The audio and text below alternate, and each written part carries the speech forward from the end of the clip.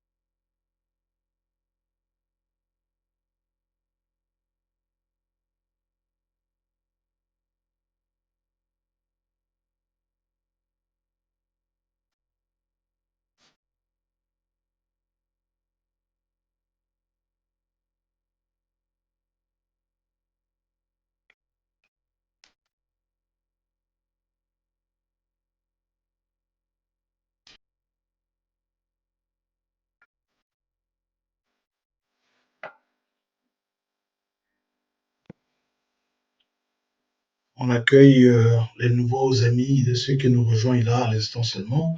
On va faire un petit débrief. Apollinaire Gino, bienvenue. Marin, Marine Secrète, voilà. Guyane Abayoumi, donc dans les amis.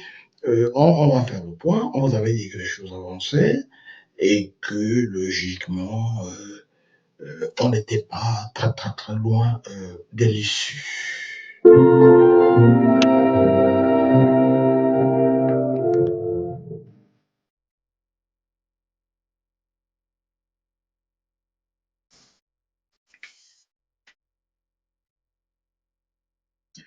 Alors en français simple, on va dire français facile, compréhensible par tout le monde, que si Dieu est avec nous, les Camerounais risquent de passer pour la première fois depuis 43 ans une excellente fête de Noël.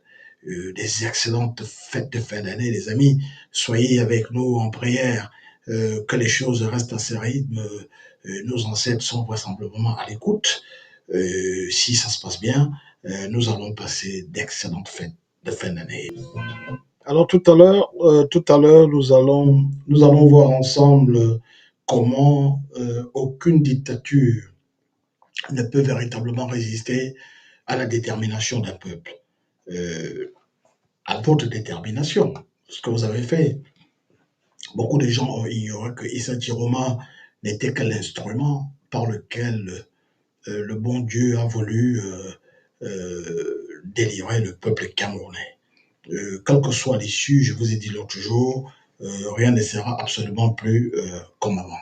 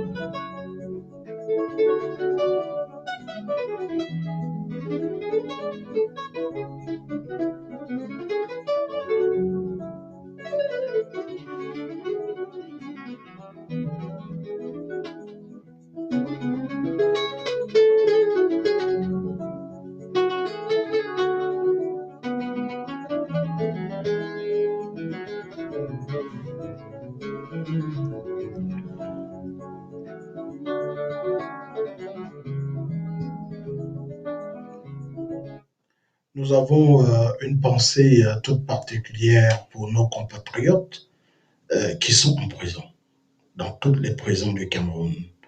Nous pensons à ceux qui ont été arrêtés avant l'élection de 2025 pour des raisons politiques. Nous pensons à ceux qui sont tombés, les armes à la main, à qui nous rendrons hommage le moment venu, à la libération du Cameroun. Ben, nous pensons également à ceux qui sont dans des prisons horribles, comme Kondengi, Nubel.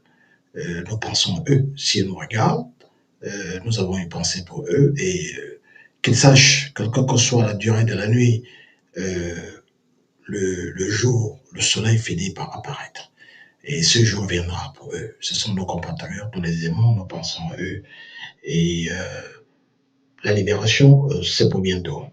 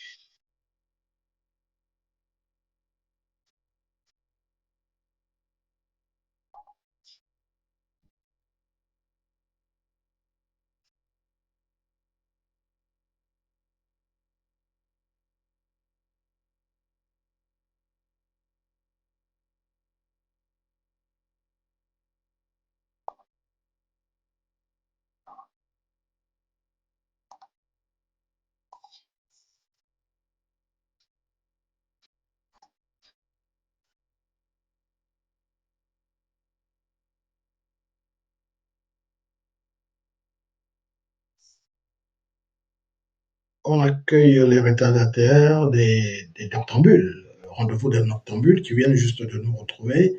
Et voilà, tout à l'heure ça va commencer. C'est vrai qu'on a commencé tard, mais bon, il faut attendre nos amis un peu. On leur donne un peu de chance à nos amis retardataires. Et puis, on va lancer.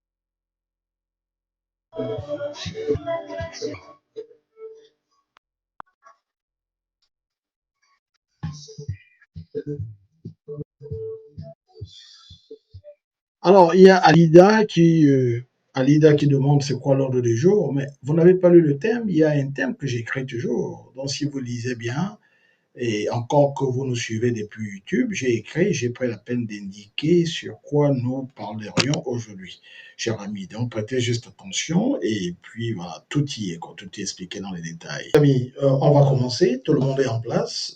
On a pris beaucoup de retard, c'est vrai. Alors, d'abord, je commence par vous dire bonjour ou bonsoir. Bonjour parce qu'il est après minuit. On tient compte de nos amis d'Amérique du Nord, à savoir le Canada et les États-Unis. Décalage horaire oblige. Alors, on ne s'est pas dit bonsoir depuis très longtemps, ou bonjour. Je vous ai salué, j'ai salué quelques-uns et je dirai un mot au fur et à mesure de notre conversation. Alors, on a commencé par ces histoires de place. Non, je vous ai dit que si, ou alors quand, ce n'est plus une question de si, c'est une question de quand. Alors, quand le changement arrivera, vous allez voir par les actes, ce que les Camerounais peuvent faire. On va faire travailler les jeunes, les plus jeunes. On va faire travailler les femmes. On va faire travailler les handicapés. Voilà. Qui ont de la formation, on va leur donner les mêmes chances qu'à tout le monde. Ça sera un nouveau Cameroun. Voilà, des gens comme moi seront derrière à guider les jeunes. On va vous mettre devant parce que vous êtes jeune, vous avez du dynamisme, vous êtes intelligent, vous êtes entrepreneur. Vous nous servez à quoi? Vous allez travailler, les amis. Non, non, ne me demandez pas, monsieur Dupont, vous aurez quel poste? Je n'aurai aucun poste. Voilà. Nous, on sera des guides. Les gens de mon âge, de ma génération, seront des guides pour guider la jeunesse, pour vous orienter. Et ceux d'entre nous qui avons passé plus de la moitié de nos existences en diaspora, on va ramener au pays nos expertises, l'expertise que nous avons accumulée, pour la mettre à votre disposition. Et puis, vous guidez, vous orientez si vous en avez besoin, etc. Mais essentiellement, c'est vous qui serez des pilotes. Donc voilà pour la question que vous m'avez posée. Alors les amis, où en sommes-nous? Je vous avais dit de ne pas tout mélanger. Il faut toujours savoir d'où on part. D'où partons-nous? De quoi de quoi Issa Chiroma Bakari est-il le nom? C'est l'intitulé de notre conversation. Beaucoup de gens, je vois des gens qui se citent et qui se masturbent sur les réseaux sociaux en traitant le président élu de tous les noms, mais ils ne connaissent pas. Essentiellement, Issa Chiroma Bakari, c'est un opposant. C'est un opposant dans l'âme, mais qui a changé de stratégie. Il a rejoint le régime pour espérer changer les choses de l'intérieur. Il a touché du doigt la limite de l'exercice. Il est parti, comme vous savez. Mais est-ce que ça fait de lui euh, un traître, quelqu'un sans foi ni parole? Non. Si au motif d'avoir servi le gouvernement, pas de Paul Biya, mais le gouvernement de la République, parce que le gouvernement du Cameroun n'est pas une association de la chefferie Boulou. Si à ce motif, on lui fait un procès, mais on pourrait appliquer, on pourrait retourner le même raisonnement à Paul Biya, qui a été de tous les gouvernements sous idiot de 1962 à 1982. C'est le procès que certains font à Maurice Kamto, qui n'était pas le ministre de Biya, mais le ministre de la République.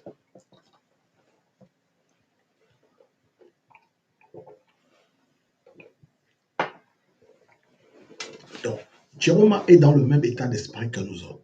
Il dit, je suis un candidat de transition et de passation. Il est conscient qu'il a un rôle, celui du catalyseur, celui du déclencheur. Et au point où nous en sommes, quand je vois vos échanges, quand je vois vos observations, rien ne sera plus jamais comme avant, grâce ou à cause de votre détermination. Donc là où nous en sommes, je vous ai dit l'autre fois, la dernière fois que nous nous sommes parlé, que la seule chose à laquelle Issa Chiroma est réceptif, ce sont les modalités de départ de Paul Biya. Qui est disposé à partir? Mais on a des gens, on a des réseaux, des rivalités qui ont fait le plan de carrière. Vous avez vu ce qui s'est passé à Douala, où Atanganji a dit qu'il y avait des drogués. Effectivement, il y avait des drogués. Nous avons fait des enquêtes depuis. Mais ils venaient d'où? Certains sont venus du Tchad, de la République centrafricaine et du Nigeria. Qui les a fait venir? Ce n'est pas Chiroma. C'est une branche rivale des réseaux au sein du système BIA qui, voulant profiter de la chienlit, de la revendication, pour capter le pouvoir. Chiroma, dans cette histoire, c'est l'empêcheur de confisquer le pouvoir. C'est l'homme qui est venu dérouter des plans de carrière. Parce que si vous prenez des gens comme les Ngongo et consorts, ce sont des gens qui sont relativement jeunes. C'est-à-dire que par là, j'entends qu'ils peuvent encore faire 40 ans, 50 ans au pouvoir. C'est-à-dire au bout de 40 ans, ils auront l'âge qu'a Paul Biya aujourd'hui. Donc, ils ont un plan de carrière. On nous a dit qu'il y a eu des échanges de voix. Le ton a monté entre Chantal Biya et Franck Biya, qui se serait un peu retiré du pays pour bouder. Parce qu'ils ne formeront pas de gouvernement. Alors, on voit des apprentis sorciers qui disent oui, Chiroma a fui en Gambie. Je vois des petits journaleux, je vois des petits journaleux. Alors Ousmane me dit il n'y a pas d'ambassade du Cameroun en Gambie. Oui, mais je connais la région. J'ai fait mes études dans ces endroits-là. Je parle le Wolof. Je vous signale que la Gambie faisait partie du Sénégal et que la France était la première puissance, contrairement à ce que les gens disent. La Grande-Bretagne était la première puissance en Côte d'Ivoire. Les Anglais sont arrivés en Côte d'Ivoire avant les Français et ils ont fait le deal. Ils ont demandé, les Anglais ont demandé aux Français de leur donner ce qu'on appelle aujourd'hui la Gambie. La seule frontière que la Gambie ait, c'est avec le Sénégal. Mais là-bas, ils parlent l'anglais et les Sénégalais parlent le français. Mais ce sont les mêmes gens, ils ont les mêmes noms. Astundia, ils parlent Wolof. Vous avez les mêmes peuples là-bas, les Soyinké, les Peuls. Là-bas, on les appelle les Toucouleurs, ou bien les Poulards, ou encore les Fulani. Adama Barrow lui-même, le président gambien, il est Peul par sa mère et il est Soyinké par son père. Donc, l'ambassade, en une journée, vous partez de Gambie, vous allez à Dakar, vous revenez. Ce sont des endroits que je connais, j'y ai grandi. L'ambassade, c'est l'ambassade du Cameroun à Dakar qui s'occupe des intérêts des Camerounais en Gambie. Donc, je m'adresse à l'ami qui me parlait tout à l'heure de l'ambassade. Oui, si vous parlez de la Sénégambie, c'est que vous êtes jeune. Parce que la Sénégambie, c'est un projet d'Abdou Diouf, le président gambien de l'époque. Moi, j'étais à l'inauguration, quand j'ai commencé mes fonctions de consultant et d'intermédiaire, j'étais à l'inauguration d'un barrage qui s'appelait Malantani. C'est-à-dire que ça concernait et la Gambie et le Sénégal, le Mali, et je pense accessoirement la Mauritanie. C'est les pays que je vais visiter. Donc, quand on dit aux gens qu'il est partout, euh, les gens vous disent, les petits journaleux au Cameroun, les gens crétins qui ne connaissent rien du droit international, on dit, ouais, on l'a accepté en Gambie pour des raisons humanitaires. Mais est-ce que vous savez ce qu'on appelle le droit international humanitaire? Le droit international humanitaire, c'est l'ancien nom ou c'est le nouveau nom de ce qu'on appelait la guerre, le droit de la guerre. C'est une émanation de la Convention de Genève, des conventions de Genève, parce qu'il y en a eu 4. La première, c'est celle de 1951 relative au droit d'asile. Donc, on dit les conventions de Genève. Et il y a ce qu'on appelait le droit de la guerre. Ça fait place à ce qu'on appelle aujourd'hui le droit humanitaire international. Alors les gens disent non, on l'a accueilli pour un droit humanitaire. Mais qu'est-ce que ça veut dire dans le fond? Qu'est-ce que ça veut dire? Il y a des précédents. précédent, c'est un mot très britannique, mais on peut l'employer en français. En français, on parle de jurisprudence. Mais il y a des cas emblématiques comme le général de Gaulle. Et j'ai vu cet inculte-là, ce salopard de, vous l'appelez comment, Valet Bessala. Mais il traite Chiroma de n'importe qui. Mais Chiroma, c'est un prince, indépendamment du fait qu'il a été plusieurs fois ministre. Donc, Valet, patron de Valet Bessala, qui est un minable préfet, qui s'habille comme un clochard. Vous allez me dire que l'habit ne fait pas le moine, mais je vous dirais qu'on reconnaît toujours le moine pour son habit. Valet Bessala, il traite Issa Chiroma que n'importe qui. Il a dit ça à la télévision que n'importe qui. Mais Chiroma Bakary n'est pas n'importe qui. C'est toi, Valet Bessala, tu es un fils d'esclave. Quand on regarde la nomenclature, quand on regarde l'origine de Chiroma, d'abord Chiroma, ça veut dire prince. Et sans le père de Chiroma, qui a travaillé avec les premiers lamineaux de Garoua, euh, on n'en serait pas là. Donc Chiroma n'est pas n'importe qui, M. Valet Bessala. Un petit tribaliste pour qui j'avais un peu de respect. Il raconte des salades. Le score qu'a réalisé Chiroma, toi, Valet Bessala, tu ne vas jamais le réaliser. En dehors de ton village Betty, qui va voter pour toi? Qui est Valet Bessala? Quand on parle, qui te connaît? Qui connaît Valet Bessala? Tu oses traiter quelqu'un qui a réuni la majorité des suffrages des Camerounais de n'importe qui. Mais c'est pas bien qui était n'importe qui. Quand Aïe Dioula sortit du trou, Paul Biya, c'est le fils d'un catéchiste. Un catéchiste, c'est-à-dire un paysan. C'est Aïe Dio qui l'a sorti du trou pour faire ce qu'on en a fait. Mais Issa Diop Bakary, c'est un battant. Tout seul, il a pu faire ce qu'il a fait, y compris en s'imposant. Et il était un ministre charismatique. Mais Valet Bessala, je dis n'importe qui. C'est lui qui est n'importe qui. Avec sa tête de moineau. Donc, quand on dit il a été accueilli humanitairement, il y a des précédents. Il y a ce qu'on appelle la jurisprudence. Il y a le cas de De Gaulle. C'est pour ça que je parle de Valet Bessala. Il ne m'intéresse pas particulièrement ce qu'on a. Je parle de lui parce que il fait une sortie. Un préfet ignorant. Quand on est préfet, euh, on a un minimum de culture. Il dit Vichy, d'abord, il confond le maréchal Philippe Pétain avec Vichy. Vichy, c'est une ville. Vichy, c'est une ville, pas au nord de la France, comme il a dit, mais dans le centre. Vichy, maintenant, je lui apprends un peu la géographie française, là où il s'essaye, si imprudemment et maladroitement.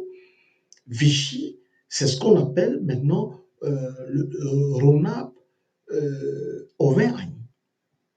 L'Auvergne, c'est là où on bat le franc CFA, à Chamalières, chez Valéry Giscard d'Estaing. Il dit Vichy, c'était au nord de la France. Mais non, le nord de la France, c'est l'île. C'est la patrie de De Gaulle. De Gaulle est de l'île. Et même sa belle famille, même s'il allait s'installer à Colombey les deux églises, il a épousé à la ville la grande tante de mon ami Jacques Vendroux, euh, journaliste sportif à France Inter, qui porte le même nom que son grand-père, Jacques Vendroux, compagnon de la guerre du général de Gaulle, qui était longtemps maire de la ville de Lille. Donc Valet Bessala, il va chez les journalistes incultes et il dit des choses, on ne relève pas, il dit Vichy a régné. Mais Vichy, ce n'est pas une personne, c'est une ville. C'est là où était la capitale de la France sous occupation. Parce que la France était divisée en deux. Donc Vichy, ce n'est pas le nord, comme il dit. Donc quand on veut raconter des salades, on s'assure d'avoir un minimum de culture pour un préfet de manioc, tribaliste. Donc je parle de lui, je parle de cet idiot parce que j'évoque De Gaulle. Parce qu'il s'est essayé sur De Gaulle. Il dit que De Gaulle n'était pas persécuté. Mais De Gaulle était persécuté. De Gaulle, pour l'information de ce con, De Gaulle a été condamné à mort par contumace. Il a été déchu de sa nationalité française par Philippe Pétain. Il dit que De Gaulle n'était pas persécuté. De Gaulle était persécuté. Il était dans le même gouvernement que Pétain.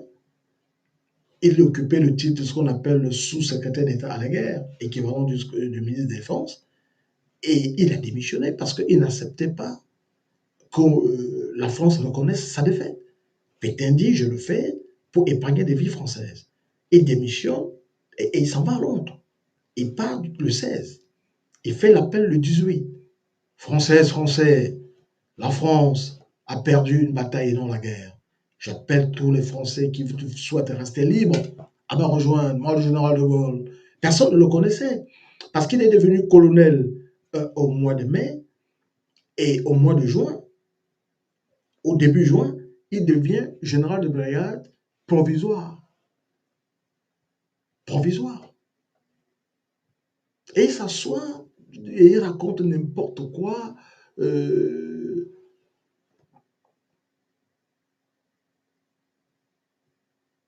Et il raconte n'importe quoi. Il dit, Chiroma, on ne peut pas mettre n'importe qui. Mais la présidence de la République du Cameroun n'est pas un village boulot, ou Betty ou Ekan. Si Aïdjo raisonnait comme ça, Paul Biya, qui n'a jamais été élu à quoi que ce soit, ne serait pas venu là. Et il déforme l'histoire. Oui, De Gaulle était persécuté. Déchu de sa nationalité française, il y avait un mandat d'arrêt contre lui et il y avait une condamnation à mort par contumace. De Gaulle a fait ce qu'on appelle un repli stratégique, aller chercher de renforts.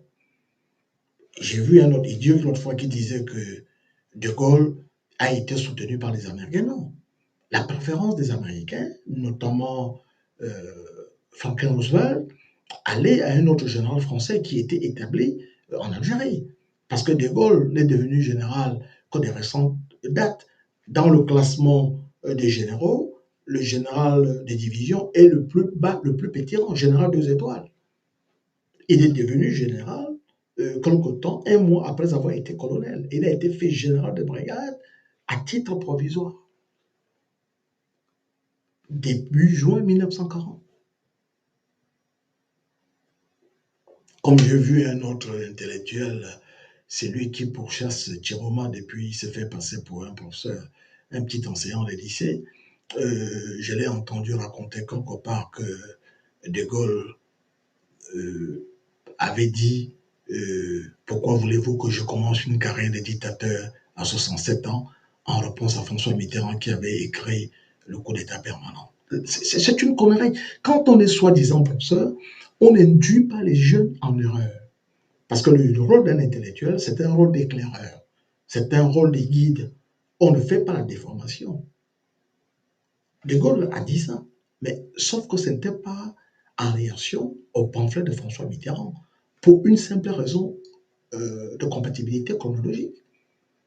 De Gaulle a démissionné en janvier 1946, le 20 janvier 1946, parce qu'à la Libération, il y a un gouvernement de salut national. De Gaulle en prend la tête. Les communistes, les socialistes sont majoritaires. Le Parti socialiste n'existe pas encore, il y a quelque chose qui s'appelle la SFIO, la section française de l'Internationale ouvrière, concept du Parti socialiste. Et les communistes sont majoritaires. Mais De Gaulle est soutenu par quelque chose qui s'appelle le MRP. Il n'a pas encore de parti politique, qui ne verra le jour que plus tard. Donc, le MRP, c'est le mouvement des radicaux populaires.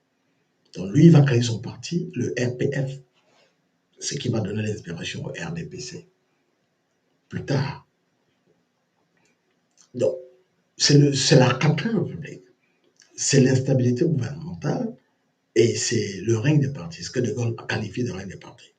Il proteste et il démissionne le 20 janvier 1946. Il s'est dit qu'on va le rappeler aussitôt. Il attendra 12 ans et ne reviendra aux affaires qu'à la faveur d'une astuce lors de la guerre d'Algérie, qui, elle, commence le 2 novembre 1950. Donc, quand il revient aux affaires, à la veille de revenir aux affaires, nous sommes au palais d'Orsay à Paris, en 1958, mai 1958. Les journalistes lui demandent, mon général, vous avez de fortes chances de revenir, mais les Français ont peur. Et De Gaulle a dit, mais de quoi ont-ils peur? Mon général, ils ont peur que vous confisquiez les libertés fondamentales. Mais les ai jamais confisqués, je les ai rétablis. Pourquoi voulez-vous qu'à 67 ans, je commence une carrière de dictateur? Nous sommes en 1958. François Mitterrand a créé le coup d'État permanent en 1964, année de ma naissance. Donc, des années plus tard, que De Gaulle ait dit ça. Donc, De Gaulle ne peut pas avoir dit cela en amont, alors qu'en réaction à Mitterrand, qui n'écrivera le bouquin qu'en 1964. Donc, vous voyez ce que vous appelez enseignants qui racontent n'importe quoi et qui induisent les enfants en erreur.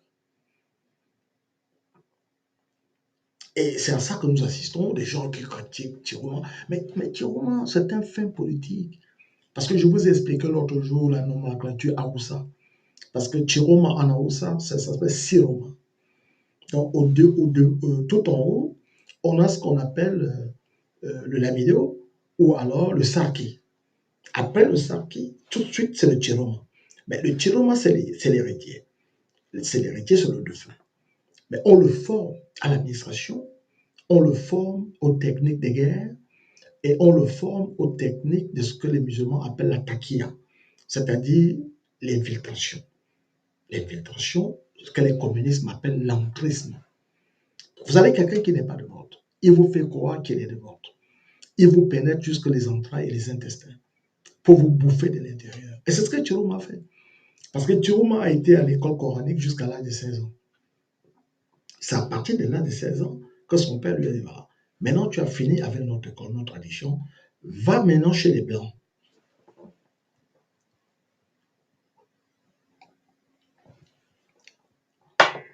Donc, va maintenant chez les Blancs. En Peul, on dit Nassara, c'est comme ça qu'on dit. Ou alors sur l'école des Blancs, Djangade Nassara, l'école des Blancs. Va maintenant là-bas. Parce que tu ne peux pas combattre quelqu'un si tu ne le connais pas. Je vous ai raconté à plusieurs reprises cette anecdote de Nelson Mandela a été rapportée par Ngoran Beki. Ngoran Beki, c'était le père de Thabo Mbeki. C'est lui qui, l'ancien président sud-africain qui a pris la suite de Mandela. Ngoran Beki dit, quand on nous condamne à mort, et il y a possibilité de muer cette condamnation à perpétuité. Donc, en prison, les gars disent, nous allons apprendre la fréquence, qui est la langue parlée par les Autochtones, les fils des Boers, les descendants des colons hollandais, ce qu'on appelle la fréquence, avec deux A. Ils disent non, pas question, nous n'allons pas apprendre la langue de ces gens. Mandela les a regroupés dans une pièce en prison. Il leur a dit, écoutez, un jour nous serons libres et nous allons gouverner notre pays. Nous sommes donc les commandants en chef de la révolution. Mais comment est-ce que vous pouvez combattre l'ennemi sans comprendre sa langue, sa façon de penser? Nous allons apprendre la fréquence. Quand ils vont parler de nous, nous saurons de quoi ils parlent. Et quand nous nous parlerons en Zoulou, ils ne sauront pas de quoi nous parlons. Donc, ça, c'était l'état d'esprit du père de Issa Thiarouma Bakary. Il lui a dit, va là-bas. Parce que l'amour du Nord, tout le monde va vous dire, tous les Nordistes vont vous dire, quand l'école du Blanc arrive, les Nordistes sont structurés. Ils ont un système d'enseignement, ils ont un système d'administration et ils ont un système de commandement autonome. C'est la même chose chez les Bamoun. Et c'est pour ça que les Allemands vont livrer la guerre à tout le monde au Cameroun, sauf aux Bamoun.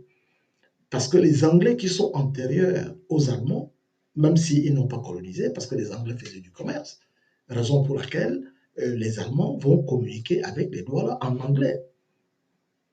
On en parlera un jour. Mais donc, quand ils arrivent à Fouman, le sultan Joya a un système d'administration. Est-ce une écriture, etc. Une religion même. Une sorte de syncrétisme entre l'islam et, entre l'islam et le christianisme. Ça s'appelle le Nuen Quota. Cherche et trouve, littéralement traduit. Donc, chez les nordistes, il y a quelque chose comme ça. Parce que tous les Lamido au nord, ce sont des conquérants venus essentiellement du Nigeria. Oui, les Aoussa sont antérieurs à eux au Cameroun, et même dans la pratique de l'islam. Mais celui qui va créer le califat, c'est un peu Ousmane Danfodio, le califat de Sokoto et tous ces endroits-là. Mais il crée ce califat alors que les Aoussa sont antérieurs dans la pratique de l'islam au peuple. Mais ce que les universitaires, en anglais on dit scholars, de l'islam reprochent aux Aoussa, c'est leur pratique de l'islam qu'ils trouvent malsaine parce qu'ils introduisent certaines pratiques africaines à l'islam. Donc c'est ça l'objet de la guerre. Mais ce que je cherche à vous dire, les Peuls arrivent à conquérir les Aoussa militairement. Mais les Aoussa vont s'imposer au moyen du soft power. Euh, par leur langue, une très belle langue, parce qu'il faut toujours distinguer le Haoussa et du Peul, c'est pas la même langue. Le Peul n'est pas mauvais, mais le Haoussa est une très très belle langue. Donc, ils vont imposer leur langue, le commerce, l'administration, la culture, etc. Oui, les Peuls vont les conquérir militairement, mais eux vont s'imposer en les contournant, en les évitant. Donc, ce qui fait que si vous allez, la patrie normale des Haoussa, c'est tout le nord du Nigeria et tout le grand sud du Niger. Mais le Haoussa aussi est parlé au Ghana. Si vous allez au Ghana, vous allez trouver tout au nord, il y a une ville qui s'appelle Tamale, à la frontière avec le Burkina Faso, ce qui fait que vous avez des Haoussa du côté du Burkina et vous en avez du côté du Ghana. Vous en avez même au Mali, comme on confond avec les Soyinké, c'est pas le même peuple. Donc, vous les avez là-bas. Mais vous avez des endroits Peuls, des grandes régions Peuls que les Peuls ont conquis militairement, mais là-bas, on pas Haoussa. Parce que le Haoussa s'impose comme, Franck Benjamin, une belle langue, je parle en tant qu'anthropologue linguiste, une belle langue, c'est la phonétique. Voilà, c'est la phonétique. Euh, vous avez la phonétique, vous avez l'aspect romantique, Franck Benjamin, vous avez ça. Vous prenez un Allemand, vous dites en français, qu'avez-vous fait? L'Allemand va te dire, va hast du gemacht? Donc vous comprenez très bien qu'il y a un qui le dit, je vous raconte une anecdote tout de suite. Euh, lors de mes premiers cours d'anglais, on avait un professeur qui nous avait demandé de dire chacun dans sa langue, je t'aime. Comment est-ce qu'on dit je t'aime dans ta langue?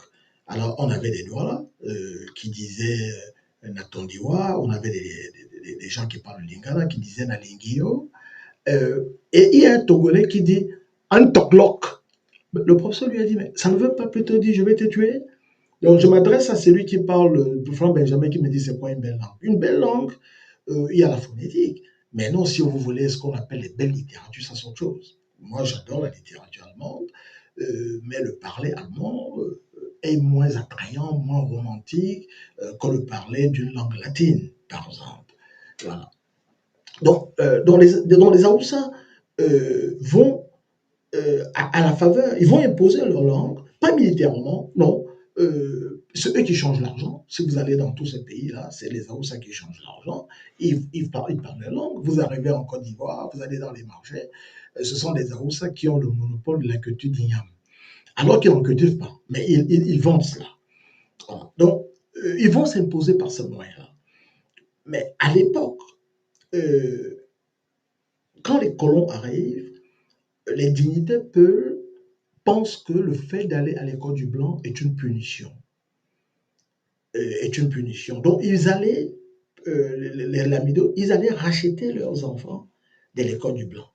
Le père d'Issa Tourma a dit non, toi, tu vas faire le parcours inverse. Tu as fini ton école coranique, maintenant tu vas aller vers eux. Tu vas les observer euh, et tu apprends comment ils font. Donc, Chiroma, il a cette culture. Si vous écoutez Eris Chingé, vous écoutez Feu Adamon Damjoya, en 2004, Issa Chiroma Bakary dit voilà, on ne peut pas gagner, on ne peut pas changer ce régime en allant aux élections de façon dispersée. Donc, il faut qu'on trouve un candidat consensuel. Je ne suis pas candidat à cela. Donc, il dit des mots durs à John Fondé. Il dit à John Fondé, euh, tu critiques bien, mais tu te comportes comme lui. Et ça touche John Fondé. John Fondé dit, d'accord, je suis disposé à aller chez Adamo Damjoya pour en discuter. Et il dit la même chose à Damjoya. Donc, il y a des photos où vous les voyez ensemble. Mais euh, de façon consensuelle, on décide que c'est Adamo Damjoya qui sera le candidat unique de l'opposition en 2004. John Fondé dit, mais comme c'est pas moi, moi je n'y vais pas. Moi aussi, je suis candidat de façon seule. Donc, Euh, Issa Chiroma Bakary dit à Hervé Singer, vous voyez qu'on ne peut pas, ce n'est pas avec ces gens-là qu'on va changer le Cameroun. Alors si c'est ça, s'il fait des collaborations derrière, alors moi je vais directement proposer mes services au gouvernement. C'est comme ça qu'il y va. Mais avant, il y a eu des problèmes avec Bouba Bello Magaï. Bouba Bello, je vous ai dit ici, il a toujours été un infiltré du système BIA au sein du gouvernement Aïdio. Je vous avais dit de ne rien attendre de sa part. Donc, Chiroma, il est dans cette logique. Mais lui, il fait de la politique. Il fait de la politique à l'ancienne. Et puis, il a lu. Il a presque tout lu. Si vous vous intéressez aux grands classiques français, Chiroma est votre homme. Si vous aimez Alfred de Musset, il le cite abondamment. L'homme est un apprenti, la souffrance est son maître. Nul ne se connaît tant qu'il n'a pas souffert. Et c'est Talleyrand, le diable de la diplomatie française. Talleyrand qui a servi tous les régimes de la monarchie, en passant par les révolutionnaires, en passant par Napoléon qui le traitait des chiens et des traites, et il mangeait à tous les râteliers. Mais il a dit, la trahison n'est qu'une question de date. Tout le monde a un prix. Il suffit d'en définir le bon. Donc, Chiroma vous cite ça, il a lu Machiavel, il a lu le cardinal de Rais, il a lu le cardinal Mazarin. Vous ne pouvez pas faire de la politique sans avoir certains fondamentaux. Voilà. Sans avoir certains fondamentaux.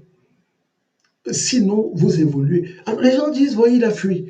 Qu'est-ce qu'il allait se faire arrêter? Mais quand vous avez un combat, vous avez un leader, c'est comme un serpent. Un serpent à qui on tranche la tête. Une fois qu'on a tranché la tête du serpent, le combat n'a plus lieu d'être. Mais Chiroma, il agit de façon stratégique.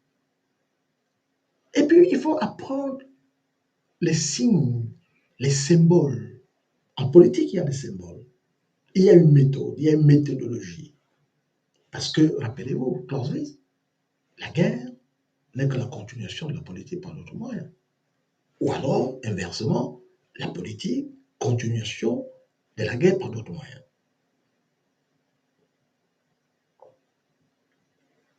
Il va en Gambie. Ce n'est pas anodin. Il est arrivé au pouvoir comment, le président gambien? Il a, comme Issa Chiroma Bakary, gagné une élection dans les urnes. Le dictateur qu'il a défait avait commencé par reconnaître sa victoire, la victoire de Barrow, et ensuite il a fait demi-tour. Barrow s'est exilé au Sénégal, d'où il a prêté serment à partir d'une chambre d'hôtel. Et l'autre a pris fuite. Alors que le dictateur sortant avait prêté serment exactement comme au Cameroun. Donc, je ne dévoile pas ici des secrets, des stratégies, mais Issa Chiroma Bakary ne peut pas se combattre, ne peut pas résister s'il est mort. Et puis, quand vous savez que quelqu'un veut vous faire du mal, la moindre des choses, c'est d'abord de vous mettre à l'abri. En stratégie militaire, ça s'appelle un repli stratégique. Reculer pour mieux sauter. On ne va pas à la mort face à quelqu'un qui est sur son territoire.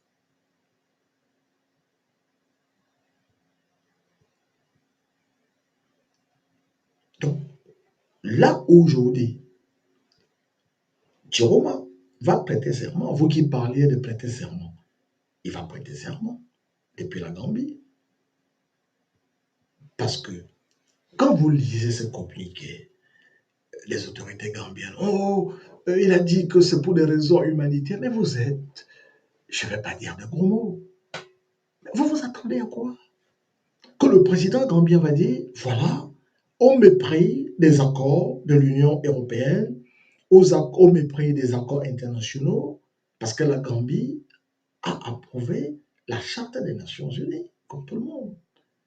Et que dit cette charte? Je vous ai parlé à plusieurs reprises de la Convention de Genève 1951 relative aux droits des îles. Qu'est-ce qu'elle stipule? Et beaucoup d'Africains sont émotionnels. Ils ne comprennent pas. On n'a pas créé ce truc pour les Noirs. Je vous rappelle que l'État d'Israël a vu le jour le 10 avril 1948. Tous ces gens qui sont allés là-bas ne sont pas nés en terre de Palestine. À un moment, les Anglais pensaient sérieusement créer un État juif en Ouganda. Ils ont pensé à cela. Il y a eu le bateau Exodus, avec beaucoup de juifs venus d'Europe de l'Est. Personne d'entre eux n'est né en terre de Palestine. La terre de Palestine qui, avant la Première Guerre mondiale, était en partie gouvernée par l'Empire ottoman et en partie par l'Égypte, ce qu'on appelle la bande de Gaza.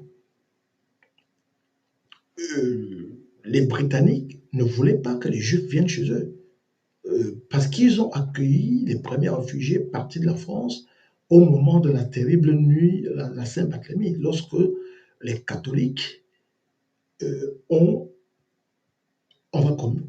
commis un génocide sur les protestants, les Huguenots, qui sont les premiers réfugiés au Royaume-Uni. Donc les Anglais ne voulaient pas d'une autre vague de réfugiés massifs. Donc ils ont dit, on va leur créer un pays en Ouganda, etc. Mais à un moment, ce sont les Anglais qui créent toujours la merde. Il y avait un ministre des Affaires étrangères qu'on appelait Balfour. Donc c'est la lettre de Balfour, la déclaration de Balfour, qui va faciliter la pénétration des Juifs là-bas et leur indépendance aux Nations Unies. Ça va se passer de façon malhonnête. La France va s'y prêter, les États-Unis, etc. Donc, l'État d'Israël est né sur initiative de David Ben Gourion le 10 avril 1948. 3 ans plus tard, 1948, pour faire plaisir à nos amis camerounais, c'est aussi la naissance de l'UPC. Donc, 3 ans plus tard, va voir le jour la Convention de Genève relative aux droits d'asile. Parce qu'on s'est dit, voilà, si ça ne marche pas, parce que rappelez-vous que nous sortons d'un génocide, la Deuxième Guerre mondiale, on a gazé au moins 6 millions de Juifs. 1948, c'est 3 ans après la fin de la Deuxième Guerre mondiale, 1945. C'est-à-dire la fermeture des camps de concentration. On a eu 6 millions de Juifs gazés. Oui, ils ont un État. Mais si ça se tourne mal, parce qu'ils ne sont pas majoritaires. Donc, il faut créer un statut international pour le cas échéant. Donc, si ça se passe mal, on va voir chez nos amis TikTok, on va corriger ça. Oh, excusez-moi.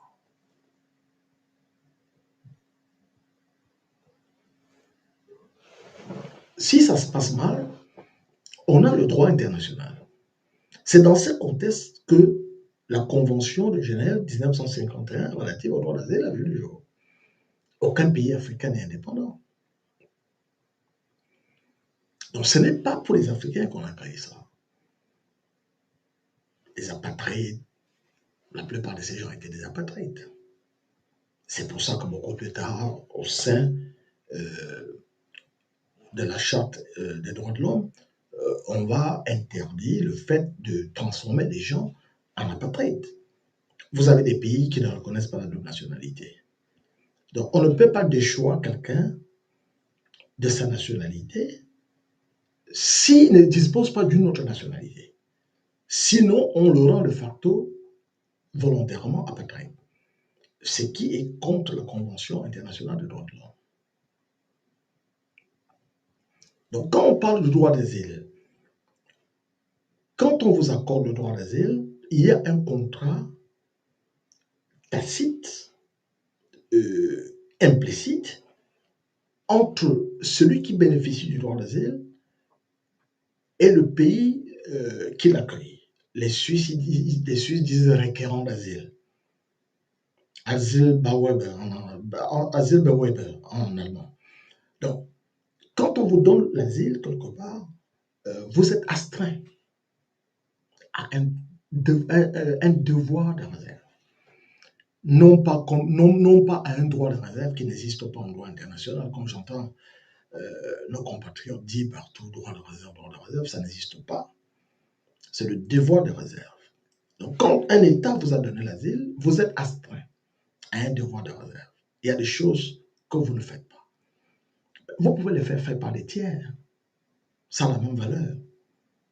Donc, Chiroma peut dire certaines choses parce qu'elle a le droit de s'exprimer, sinon en ce moment-là c'est du musulman, mais il ne peut pas appeler à des actes de violence. Mais il peut s'exprimer parce que le fait pour lui de bénéficier du droit d'asile ne lui ôte pas une autre liberté, celle de penser et de s'exprimer dans la limite de ce qui est raisonnable. Au nom de quoi est-ce que Barrot, le président Barrot, que je salue au passage, il est Peul par sa maman et Soyinke par son père, que je salue au passage, homme de très grande valeur, au nom de quoi est-ce que il va dénier à son excellence Issa Chiroma Bakary ce dont lui il a bénéficié naguère? Pas du tout. Mais on dit aux gens des choses et ils répètent. Ce n'est que par humanité. Mais vous vouliez qu'ils disent quoi? Que non, nous l'accueillons ici comme chef de guerre pour qu'il mette le Cameroun sens dessus, sens dessous? Pas du tout. Ils s'en tiennent. Il y a ce qui s'est dit en public et il y a ce qui s'est dit en privé. Le fait qu'ils soient partis du Nigeria pour leur Gambie, c'est très stratégique. Le Nigeria a des conventions depuis le temps d'Aïdjo d'entraide judiciaire. Ils ont des accords d'extradition. Mais ces accords ne s'appliquent pas à quelqu'un comme Chiroma qui a gagné une élection, qui n'est pas un terroriste. Vous me citez le précédent des anglophones. L'erreur qu'ils ont commise, c'est que on les soupçonne, je ne sais pas si c'est vrai ou faux, mais on les accuse d'être en collusion avec un autre groupe indépendantiste. Je crois que ce sont les guerriers, les warriors du Delta, qui posent des actes terroristes. On les accuse de cela. Et il y a beaucoup d'autres considérations, ce qui n'est pas le cas d'Issa Chiroma, qui a gagné une élection. Les Nigérians sont très, très renseignés sur ces questions. Et ce qu'ils ont fait, ils ont fait une sorte de ponce-pilatisme. On l'envoie chez les Gambiens, mais on continue les négociations, parce que je vous dis qu'il y a des négociations qui continuent, même si Issa Chiroma Bakary n'est pas réceptif, parce que lui, la seule négociation à laquelle il est ouvert, c'est les modalités du départ de Biya. S'il a besoin de 2 ou 3 mois pour prendre certaines dispositions pratiques, s'il veut recaser les siens, s'il a des gens avec lesquels, etc., là, on peut écouter. Mais il n'y a pas autre chose. Parce que Issa Chiroma Bakary n'a pas été élu pour être Premier ministre. Il n'a pas été élu pour être vice-président. Il n'a pas été élu pour échanger ce mandat contre 100 milliards de francs CFA. Même pas 200. Il n'a pas été élu pour qu'on propose que ses enfants soient ministres avec lui-même. Vous lui avez donné un mandat de façon claire et nette, majoritaire, de porter votre voix. Et c'est ce qu'il veut faire. Mais s'il ne le fait pas, c'est une trahison. Celle-là serait une trahison. Mais il va aller au bout de la mission que vous lui avez confiée. Il a dit, même si c'est au prix de ma vie, mais dans le processus, je libérerai ce pays. Mais ce que nous nous faisons voir aux gens, ce que nous faisons voir aux gens, c'est que nous vous avons fait parvenir des notes. Parce que dans l'entourage des billets, nous avons des canaux. Il est en train de finir lentement mais sûrement comme un Mobutu. Je vous ai parlé ici l'autre fois de comment le représentant aux Nations Unies des États-Unis, Bill Richardson, euh, avait lu cette lettre devant Mobutu. Tout le monde était gêné. Vous lisez le livre d'Honoré Mbanda, Ainsi sonne le glas. Moi, vous savez ce que c'est que d'avoir honte, d'être embarrassé à la place de quelqu'un. J'avais honte. Il est assis dans le salon de Mobutu et il lui dit, je ne sais pas si j'ai la photo ici, et il lui dit, les États-Unis sont reconnaissants pour ce que vous avez fait. Il lit la lettre de Clinton, mais on vous demande de partir.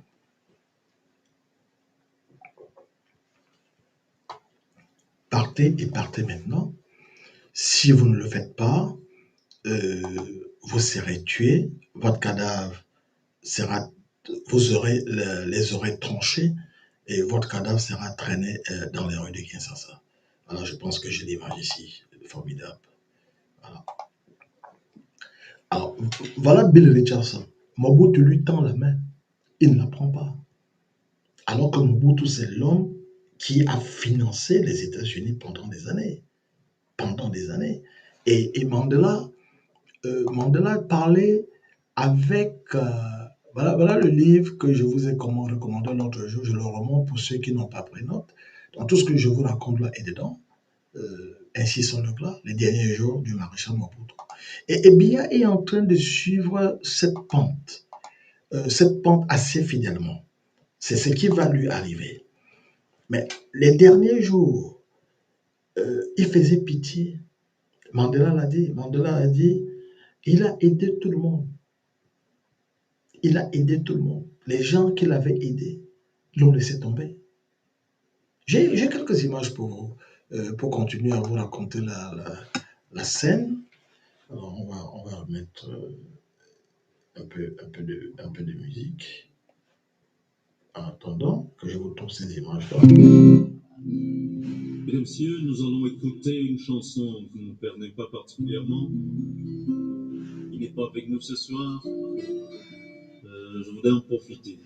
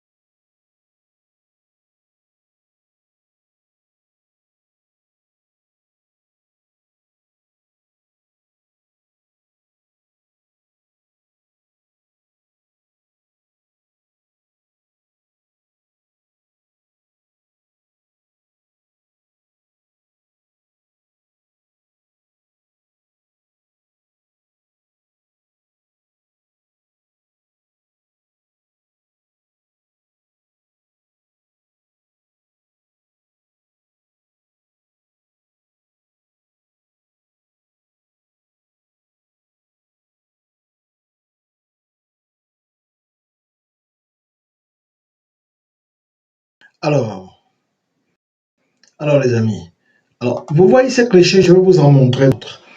Mais je vous montre ça à dessein. Quand ils vont négocier, Mobutu il n'a pas les moyens physiques de s'élever. C'est Mandela qui le tient. Mais Mandela a eu beaucoup de peine. Parce que Mobutu, il a beau être ce qu'il a été, Mandela n'a pas oublié que pendant les mauvaises années, euh, il les a aidés. Il a aidé le combat, y compris financièrement. Et alors, je suis obligé de revoir ça. Donc, il dit, tous ceux qui l'avaient aidé l'ont abandonné du jour au lendemain. Ils l'ont tous abandonné du jour au lendemain. Et, euh, et pour Mandela, un Africain authentique, ça ne passait pas. Ça passait pas du tout. Alors, où est cette photo? Je l'ai là.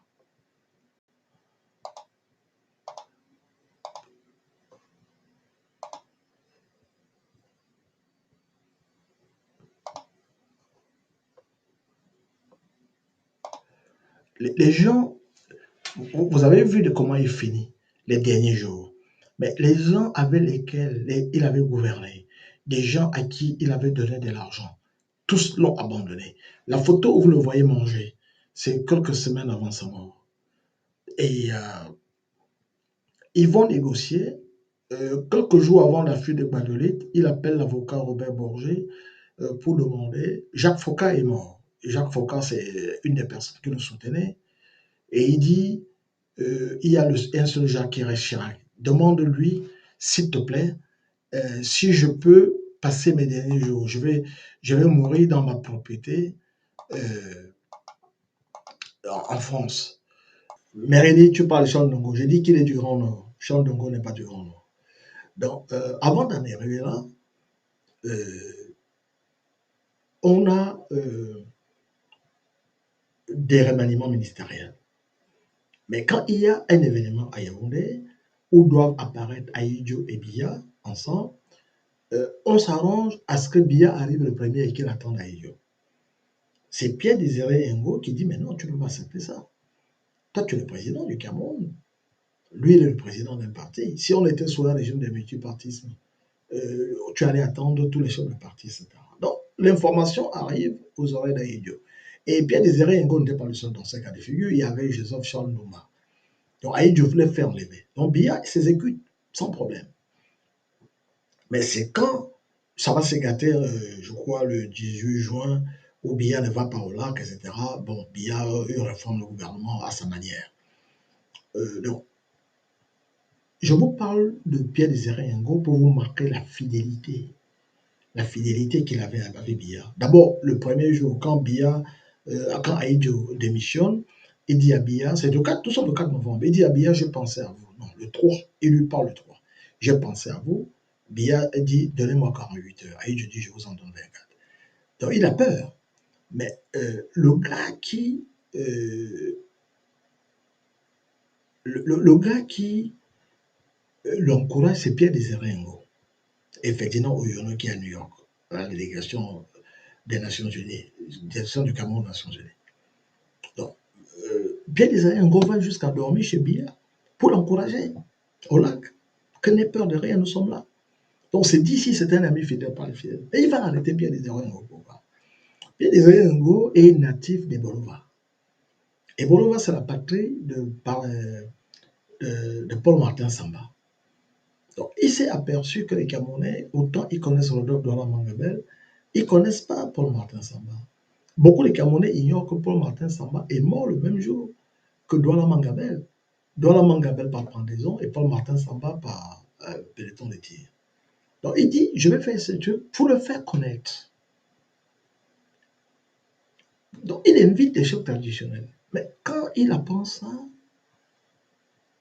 mais il devient fou. Il dit, ah bon, donc il est chef, alors que l'autre ne voulait pas ça. Donc Biya, il pense il est président de tout. Il se mêle de football. Vous voyez le bordel qu'il a foutu entre l'Africa Foot et le ministère des Sports, etc. C'est comme ça qu'il aime que les choses se passent.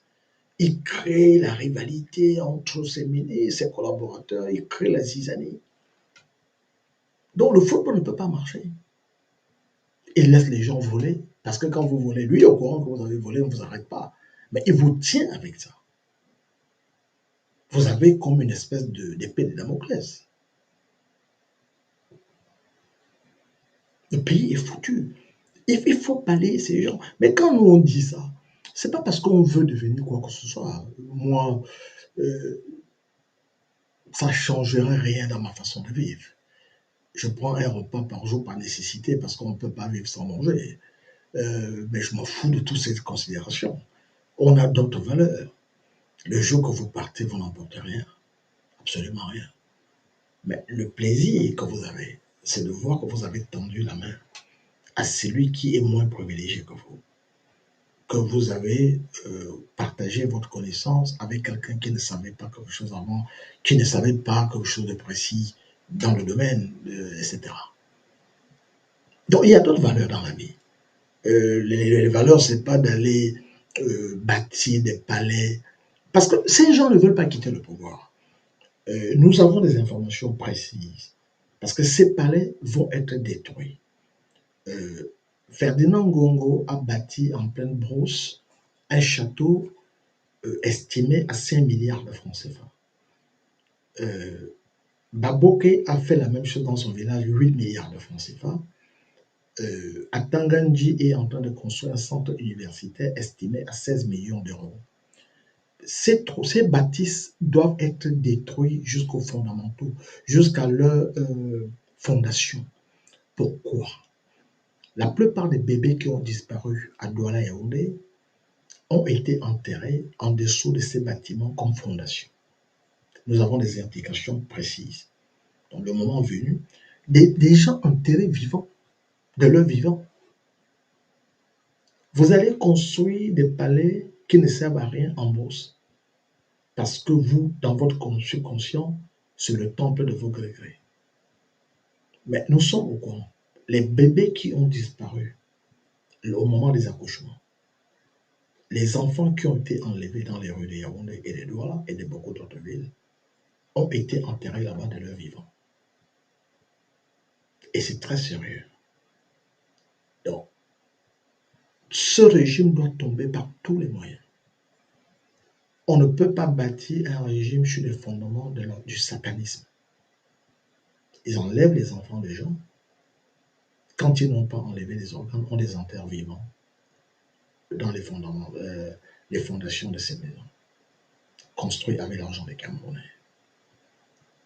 Donc ce régime doit tomber. Nous y travaillons. Ce n'est pas de la blague. Ce n'est pas de la polémique. Il y a des choses qu'on vous dit quand vous êtes Camerounais, on vous dit ça. Si vous n'avez pas le mental d'acier, votre journée est gâchée. Votre journée est gâchée. Parce que nous aimons notre pays. Quand il arrive du mal à un Camerounais, quel que soit l'endroit où il est, je me sens aussi concerné. Vous avez beaucoup de Camerounais comme ça, qui ont la commisération, la compassion pour leurs compatriotes. Et nous allons mettre fin à ça. Alors, chers amis, merci pour votre attention, mais nous allons certainement nous parler demain pour faire le point. Mais ce que je cherche à vous dire, tenez bon. Cette fois-ci, ce n'est pas les autres fois. Le seul projet que nous avons en ce moment, c'est que le suffrage des Camerounais, l'expression du suffrage des Camerounais soit respectée. Petit Léo pose une excellente question. Qu'est-ce qui s'est passé? On a l'habitude de dire que les gens disent, mais pourquoi est-ce que Biya aurait tué sa femme? On a l'habitude de dire, il a tué sa femme. Mais il a tué pourquoi? Quelqu'un a posé la question tout à l'heure, de savoir que je lui reparle du marabout égyptien que Mobutu avait en commun avec Biya. Il leur avait dit que vous aurez des mêmes fins. Un sera enterré à l'étranger, un autre sera enterré chez lui et sa tombe sera saccagée. Quand Aïdjo démissionne, les premiers jours, Aïdjo habite à la résidence des Hôtes de Marque, au Mont-Fébé, pas l'hôtel. Il y a un logement d'État là-bas. Biya ne marche pas. Il a peur d'aller habiter à Etoudi. Il va travailler, il n'occupe pas le bureau d'Aïdjo, il est au bâtiment B. Et après la mort d'Aïdjo, Aïdjo mort je crois le 30 novembre 89, donc nous sommes à la mi-90-91. Jeanne Iran, les problèmes commencent avec Jeanne Iran Biya. Biya a été introduit chez les marabouts du Nord. Donc, on lui a dit qu'au sein de la présidence, il y a une pièce qui ne doit pas ouvrir. Donc, Jeanne Iran Biya, Aïdjo est mort en 89. Là, nous sommes mi-90-91. Donc, Jeanne Iran Biya, qui aussi avait ses pratiques à côté, elle va ouvrir la chambre et elle aurait vu Aïdjo là-dedans, dans la chambre qu'on lui a dit de ne pas ouvrir. Mais elle ne dit rien à Biya. Biya a quitté, à l'époque, il est Rosocrochien, parce qu'il va quitter la Rosocroix après sa rupture avec Titi Sezoua, qui en était son chef hiérarchique.